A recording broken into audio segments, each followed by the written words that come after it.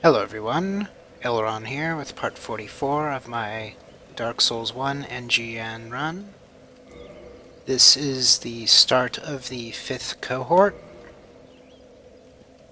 So, in the previous cohorts we killed the Bed of Chaos, and then in this one we kill Nito over in the Catacombs direction, and then by the end of the cohorts we will have pretty much gotten to the spots where the two other great souls are.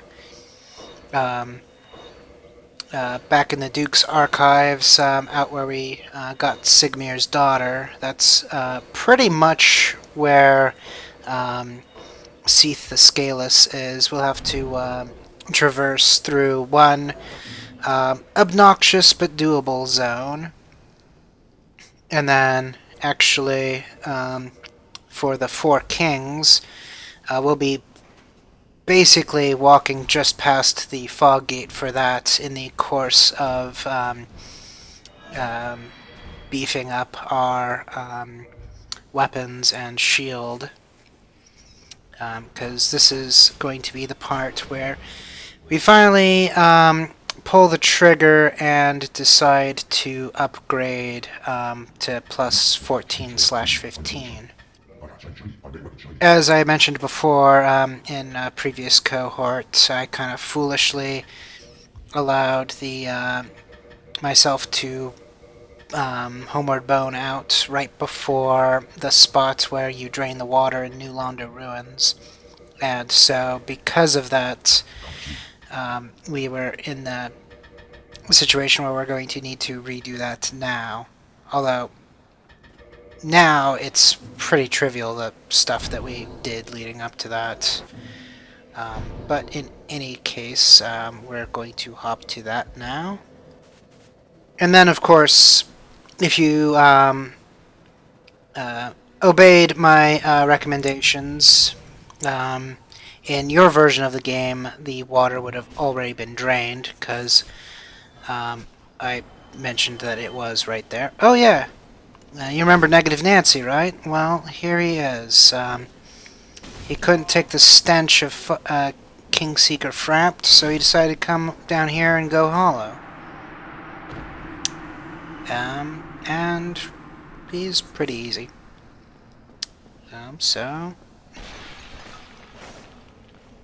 Yes. I wanted to test something out there, and it didn't really work out, but no matter. These guys don't really fight. And so, in the off chance that you did not take my advice and drain the water before leaving, and you are coming here, remember that you're going to need these transient curses. Technically speaking, you'll need them if you're approaching from the other side as well, but you'll only need one for a very small section of that. Because on this side of the zone, the place is riddled with these I call them wraiths. I don't know what the official name is, but they're not to be mistaken with dark wraiths, which are the actual Shadow Knight guys that we'll be facing later on. The real name for those Shadow Knight guys is dark wraiths, but I call them Shadow Knights. I just call these guys standard wraiths, or wraiths for short. Watch out, because a lot of these guys are going to come out of the ground and whatnot. The deal is, if you are not cursed, then they can go through your shield, and you cannot do any damage to them in any way, shape, or form. So it is imperative that you eat yourself a transient curse, so that you have the right to fight. Although, probably you've already done the draining of the water, so we don't have to worry about this situation. And so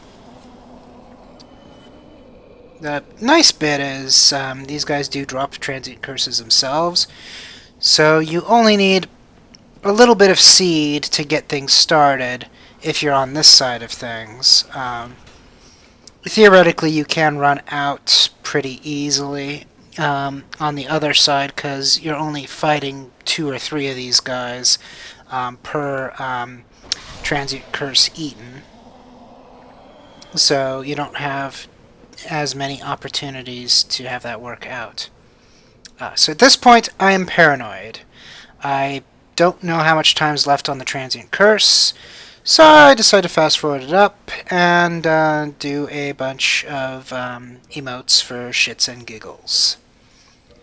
And basically, we can't eat the transient curse while we're transient cursed, and if we lose our transient curse in the middle of a battle, we are just screwed.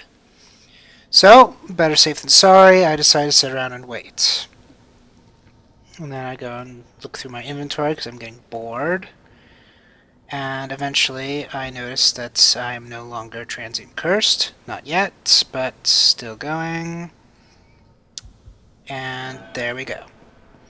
And sadly, I end up deciding to run past pretty much most of the remainder of these guys. And only a couple of them persisted long enough to actually fight me. So,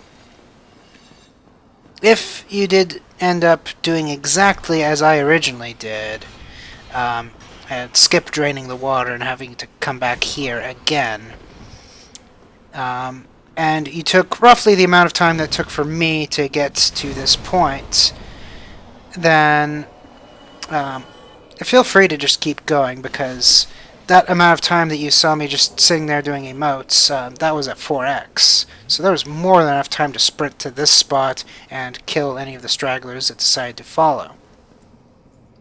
So, this gate right here, that's what we needed Mr. Plague Doctor's key to get into. So now we have drained the water. And so then after this cutscene, I'm going to pull the lever to call the elevator, and then take a quick trip back over to where the composite bow was to show how stupidly close we were to having the water drained the first time around. It was right there on that winking warrior right there, and there was 0 things to fight. There was really no reason to not drain the water.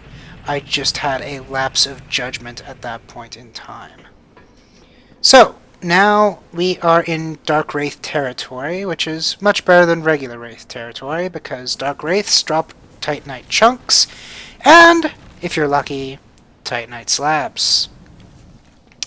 So these guys are very formulaic with their attacks, and basically you need to know when to hold and when to fold.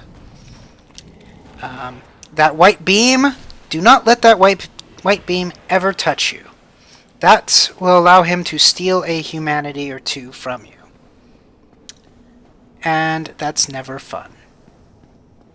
So, the good news about that attack is, if you let him miss, then you've got a wide window of opportunity to counter-strike.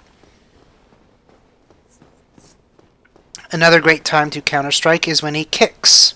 Same deal, get yourself just barely out of range, and then let him have it. And then he's got 2 types of swings, and at first it may seem a little difficult to identify the difference between the 2, but I'll explain the essence behind those 2 different types. But I will save that for next video because there is not quite enough time for that. So that will be it for this video. I will see you next video. Good luck, have fun.